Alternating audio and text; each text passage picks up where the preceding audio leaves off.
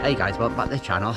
If you're new here, if you've never seen any of my videos, my name's Gordy and I am a new mountain biker. I've been learning to ride for the past 2 years now, or just over 2 years. I'm pretty poor, if I'm being honest. I'm nearly 54 years old, I'll be 54 this year, and I've never rode a bike before really, apart from when I was a kid, so it's all very new to me. But if you've watched my video, you know that I started back on a 300-pound hardtail, and for the first 3 or 4 months I rode that, and that's what gave me the bug to try and learn how to mountain bike a bit better. But that bike was so inappropriate, it was unreal. So about 3 or 4 months of riding that, I moved on to a very old 2010 downhill bike, which was again totally inappropriate for learning to ride on, but it was quite comfortable going down the trails. The only problem with that is it was really difficult to pedal around, and I wasn't getting much time on the bike, to be fair. We were just pushing it up, walking it up the hills. But anyway, I think I had that for another 6 months or so before I got my first proper enduro bike or trail bike, and that was a 2015 or 2016 Specialized Enduro Elite, 27.5 inch wheels, and I thought it was amazing, and it really was a good bike. And I've used that now to learn for the past year and a half, to be fair, and it's been great. But it just got to a point where I was ready for a new bike, and I was starting to feel like I wasn't that comfortable on it for certain things, and a few of you guys started to point out that I looked slightly unbalanced on it, like it was too small for me, and I never really thought about that too much. But after having to go on my friend Paul's bike, which is a medium but much bigger, newer geometry, I instantly fell in love with the riding position and how it felt. So that brings me today to new bike day. It is just a poverty spec one. I know that sounds daft saying poverty spec on a NukeProof Mega, but the components on it aren't the best of components. But for me, they're absolutely fine for now, and they'll do the job until I can slowly upgrade them. So I'm going to walk you through the bike a little bit and show you it. So it's a NukeProof Mega Comp, I presume that means competition. The entry level NukeProof Mega. It's a full 29er, so 29 front and back. I could have gone for a mullet with a 27.5 in the back, but at my stage of riding, I just felt like I prefer the more stable ride of the bigger rear wheel. I'm not a playful rider at all, so it's like kind of seemed pointless getting a playful bike at this moment in time. It's running Maxxis DHF tyres front and rear, and it's the Exo Plus casing on them. So not the downhill casing, but not the trail casing either. It's somewhere in between, but it has got Cushcore front and rear, so that's going to allow me to drop my pressures a little bit further, and hopefully that'll make it feel quite nice. It's got the new 2023 or 2022 Domain RC shock, 38mm forks, but they use a thicker alloy to keep the cost down, so it makes the whole fork a little bit heavier. But I'm informed that I can change out this to a Charger 2.1 and make it into basically into a Zeb for about 300 quid, so that's something in the future.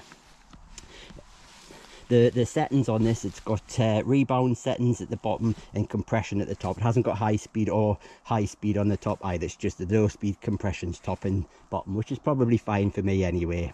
The mudguard I'm using is a Crud XL, as used by a lot of the downhillers. It's really good at clearing mud because it's quite a soft mudguard, and I prefer this over the other mudguards that I've tried because it's just quickly removable, unlike the other mudguards. And the reason I need it to be removable is because when I put it in the back of the car, you take your front wheel off, and the mud guards were getting twisted because the way I have to turn the forks into the back seat. So I take this off every time, so that's pretty handy. So drivetrain is just the entry level Eagle, which was SRAM Eagle SX.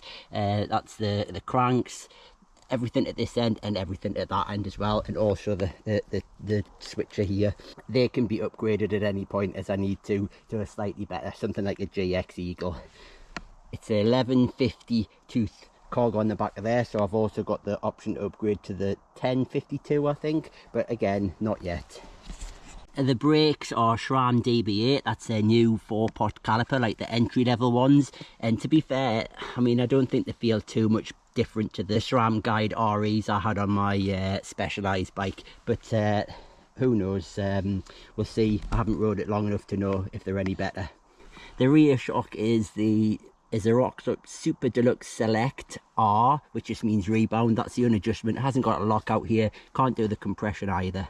It has got the extra canister. I think that's what makes it a Super Deluxe over a Deluxe. Doesn't have this bit, so we'll just see how that goes. I'm pretty sure it'll be fine for me as well for now.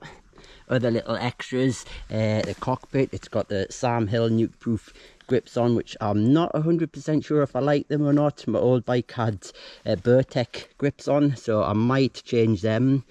I don't know what this stem is, but I don't like it, so I'll be changing that for either a Burtec or a Horizon, a NukeProof Horizon stem, and I'm thinking about going silver with that. The graphics on this are all these very loud yellow, and I'm not really a yellow man, so I'm thinking about getting a kit to change the graphics as well and go silver on the side and on here as well. The dropper post, it's just a Brand X dropper post, seems alright, quite like it.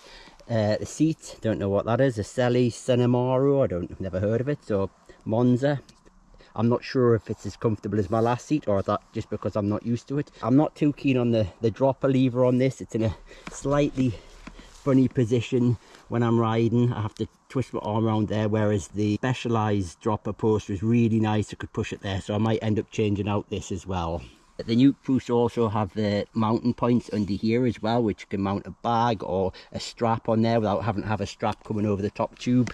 I've currently got my 1UP ADC pump on there, which is quite a nice spot for it. So that's the bike, guys. Hopefully I'll show you any upgrades I do as I go along with it, and I hope that this is going to make a bit of a difference in my ride. And I certainly, on my last ride that you saw at Hampstead last week's video, I did feel a bit more comfortable on it, but it is taking a bit of getting used to.